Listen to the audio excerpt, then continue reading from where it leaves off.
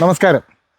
സാമാന്യബോധവും ആത്മബോധവും ഉള്ളവർക്ക് ജാള്യത തോന്നുന്ന ഒരു കാര്യമുണ്ട്. മറ്റുള്ളവർ നമ്മളെ അളവറ്റ് ബഹുമാനിക്കുമ്പോൾ, അംഗീകരിക്കുമ്പോൾ, കൗതുകത്തോടുകൂടി നോക്കുമ്പോൾ നമുക്ക് ഇതൊന്നും അർഹതപ്പെട്ടതല്ലല്ലോ എന്നുള്ളൊരു തോന്നലുണ്ടാകും. എനിക്കങ്ങനെ തോന്നാറുണ്ട്. ചിലരൊക്കെ നമ്മളെ അളവറ്റ് കൗതുകത്തോടുകൂടി നോക്കുമ്പോഴും, ചിലപ്പോൾ ഒന്ന് ബഹുമാനിക്കുമ്പോഴും, ചിലപ്പോൾ അംഗീകരിക്കുമ്പോഴും, ചിലപ്പം ആരാധന കൊണ്ട് നമ്മളെടുത്ത് പെരുമാറുമ്പോഴും ഒക്കെ ഒരു ജാള്യത തോന്നാറുണ്ട്.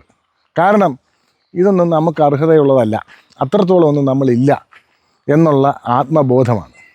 അത് ഉണ്ടാകുന്നതാണ്.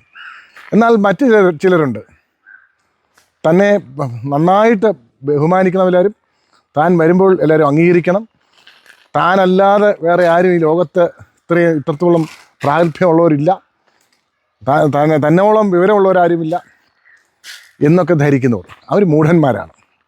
ആത്മബോധമുള്ളവർ ഒരു കാരണവശാലും ഇത്തരത്തിൽ ചിന്തിക്കത്തില്ല. എനിക്ക് പല അനുഭവങ്ങളുണ്ട്.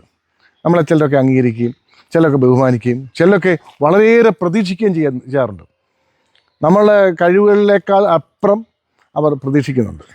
ആ പ്രതീക്ഷ കാണുമ്പോൾ നമുക്കൊരു ജാള്യതയും, ഇത്രത്തോളം നമ്മളുണ്ടോ, ഇല്ലല്ലോ എന്നുള്ള തോന്നൽ നമ്മുടെ മനസ്സിൻ്റെ ഉള്ളിൽ വരാറുണ്ട്. പ്രകടിപ്പിക്കാറില്ലെന്നേ ഉള്ളൂ. പക്ഷേ അതാണ് എനിക്ക് തോന്നുന്ന വികാരം, ജാള്യത. മറ്റുള്ളവർ നമ്മളെ അംഗീകരിക്കും. മറ്റുള്ളവർ 10 തെറി പറയുമ്പോൾ കറക്റ്റ്, ഇതെനിക്ക് തന്നെ വേണ്ടിയുള്ളതാണ്, ഞാനിതിന് കറക്റ്റായിട്ട് അർഹനാണ് എന്നും തോന്നാറുണ്ട്.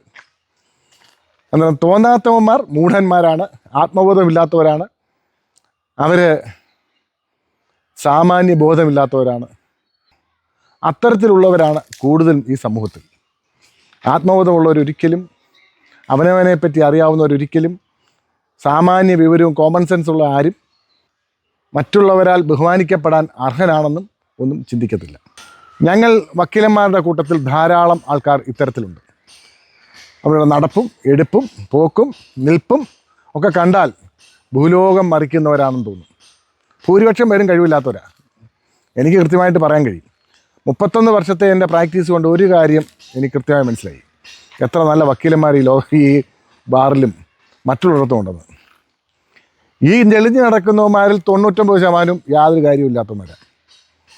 ഞാനൊരു വലിയ വക്കീലായില്ലെങ്കിലും നല്ല വക്കീലന്മാരാരൊക്കെ ഉണ്ടെന്ന് എനിക്ക് മനസ്സിലായിട്ടുണ്ട്. ചില വക്കീലന്മാർ കോടതിയിൽ വരുമ്പം യുവ അഭിഭാഷകരൊക്കെ ചിലപ്പോൾ എഴുന്നേറ്റ് കൊടുക്കുമ്പോൾ അവരെ ഒന്ന് മൈൻഡ് പോലും ചെയ്യാതെ ഞെളിഞ്ഞ് കയറിയിരിക്കും. ഈ ഏഭ്യന്മാർ ഇങ്ങനെ ഇരിക്കുന്ന കാണുമ്പോൾ എനിക്ക് അമ്മമാരോട് പുച്ഛമാണ് തോന്നുന്നത്.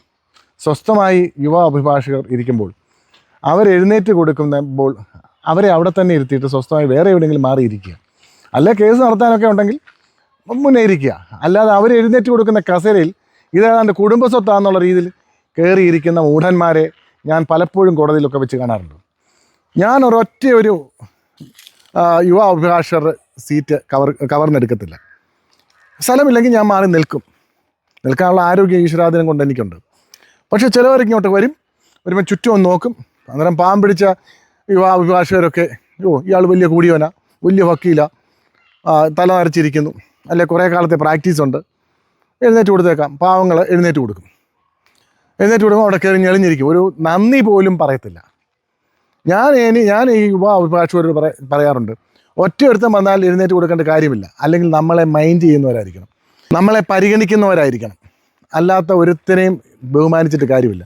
അത് സമൂഹത്തിലായാലും നമ്മളെ പരിഗണിക്കാത്ത ഒറ്റയൊരുത്തനെയും ബഹുമാനിച്ചിട്ട് യാതൊരു കാര്യവുമില്ല. വക്കീലന്മാരുടെ ഇടയിലുള്ള ഇത്തരം മൂഢന്മാരെ എനിക്ക് കൃത്യമായിട്ടറിയാം. അവരാണ് ഏറ്റവും വലിയ മൂഢന്മാരായിട്ടുള്ള ആൾക്കാരായിട്ട് ഞാൻ കണ്ടിട്ടുള്ളത്. നന്ദി, നമസ്കാരം.